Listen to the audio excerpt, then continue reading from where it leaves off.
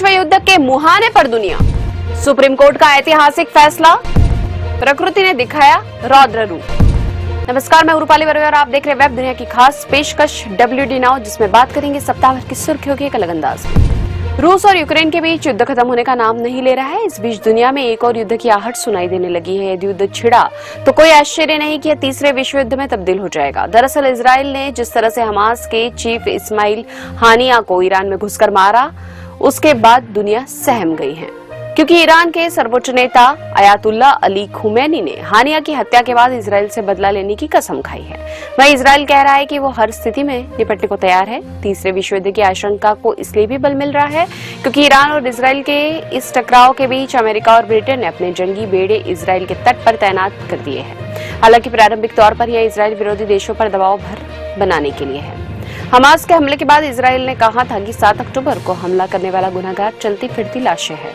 आज नहीं तो कल उनका अंत आएगा ही। एक एक कर इजराइल अपने दुश्मनों का सफाया करता जा रहा है। हानिया कतर में रहता था, लेकिन वो ईरान आया हुआ था। हानिया के ठिकाने पर हमला गाइडेड मिसाइल से किया गया। हानिया उत्तरी तेहरान में एक घर में ठहरा था। कहा जा रहा है कि हानिया की हत्या का सिग्नल सीधे अमेरिका से मिला था, क्योंकि बेंजामिन नेतन्याहू अमेरिका से वापस इजराइल लौटे और उसके कुछ ही घंटों के अंदर हिजबुल्लाह के नंबर 2 फौज शुकर का और फिर हमास चीफ हानिया को मार दिया गया। इस बीच ईरान ने अपनी मस्जिद पर लाल झंडा फहरा दिया है। लाल झंडा यानी बदले का अल्टीमेटम। ईरान के सुप्रीम लीडर अयातुल्लाह ने बदले का ऐलान करते हुए कहा कि इस्लामी गणराज्य की सीमाओं के भीतर घड़ी इस कड़वी और दुखद घटना के बाद बदला लेना हमारा कर्तव्य है। मिडिल ईस्ट की ये जंग कभी भी विश्व युद्ध में तब्दील हो सकती है। ऐसा इसलिए है क्योंकि खाड़ी देशों पर सीधे तौर पर महाशक्तियों का प्रभाव है।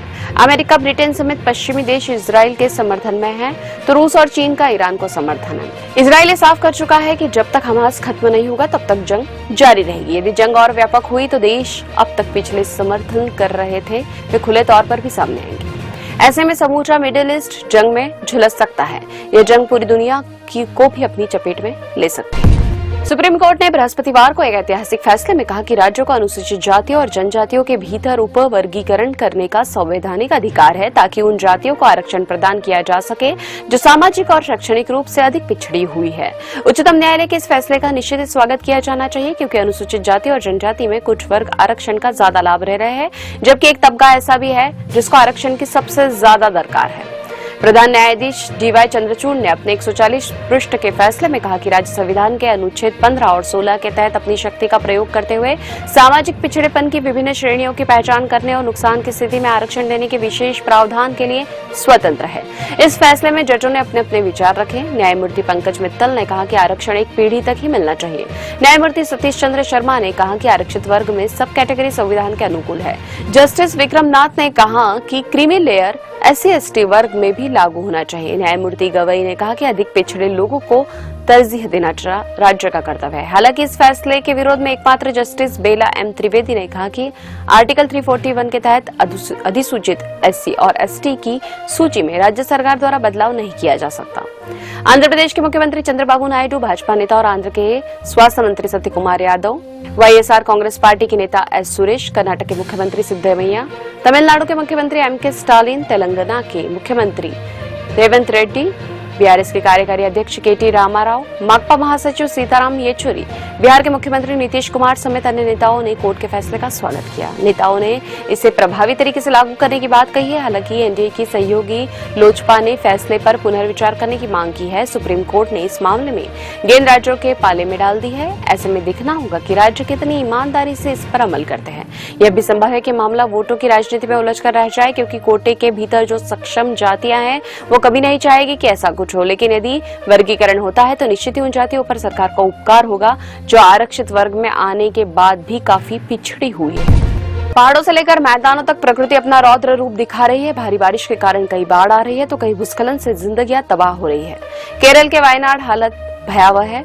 मरने वालों का आधिकारिक आंकड़ा 200 के पार हो गया है, जबकि अपुष्ट रूप से आंकड़ा 300 के पार है। इसके अतिरिक्त 134 मानव अंग भी बरामद किए गए। जिला प्रशासन के रिकॉर्ड के अनुसार 218 लोग लापता है जो जिंदा बच गए हैं। उनकी कहानी भी रूह कपा देने वाली है। एक व्यक्ति ने रोते हुए कहा कि मुझे नहीं पता कि क्या करना चाहिए, हमारे पास जो कुछ भी था वह सब नष्ट हो गया, हमारे पास बस वही है जो हम अभी पहने हुए हैं।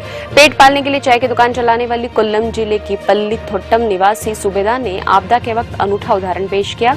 सुबेदा ने मुख्यमंत्री आपदा राहत कोष को 10,000 रुपए दान किए हैं। शव और जिंदा बचे संभावित लोगों की तलाश के लिए उच्च तकनीक और श्वानों की मदद ली जा रही है। वायनाड से सांसद रहे राहुल गांधी भी अपनी बहन के साथ वहां पहुंचे और हालत का जायजा लिया। राहुल ने कहा कि कांग्रेस पीड़ितों के लिए 100 मकान बनाकर देगी। दूसरी ओर हिमाचल के 3 जिलों में बादल फटने से आई बाढ़ में मरने वालों की संख्या बढ़कर 8 हो गई है, जबकि 45 लोग लापता है। लोगों ने आपबीती बताते हुए कहा कि मौत के खौफ ने हमें पूरी रात जगाए रखा।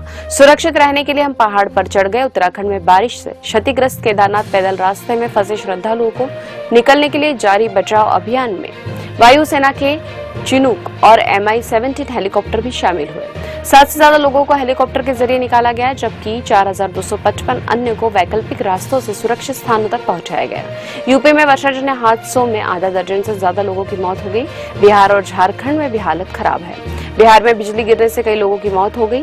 कर्नाटक के मंगलुरु में बारिश के कारण कई निचले इलाकों में पानी घुस गया। राजस्थान के कई जिलों में भारी बारिश की खबर है। बारिश का दौर अभी थमने वाला नहीं है। अब खबरें संक्षेप में। अमेरिकी राष्ट्रपति चुनाव में कमला हैरिस बनी डेमोक्रेटिक पार्टी की अधिकृत उम्मीदवार। पूर्व राष्ट्रपति डोनाल्ड ट्रंप से होगा मुकाबला। अयोध्या रेप केस में योगी सरकार का बड़ा एक्शन। आरोपी मोहित की संपत्ति चला बुलडोजर। पीड़िता परिजन मिले थे मुख्यमंत्री योगी आदित्यनाथ से।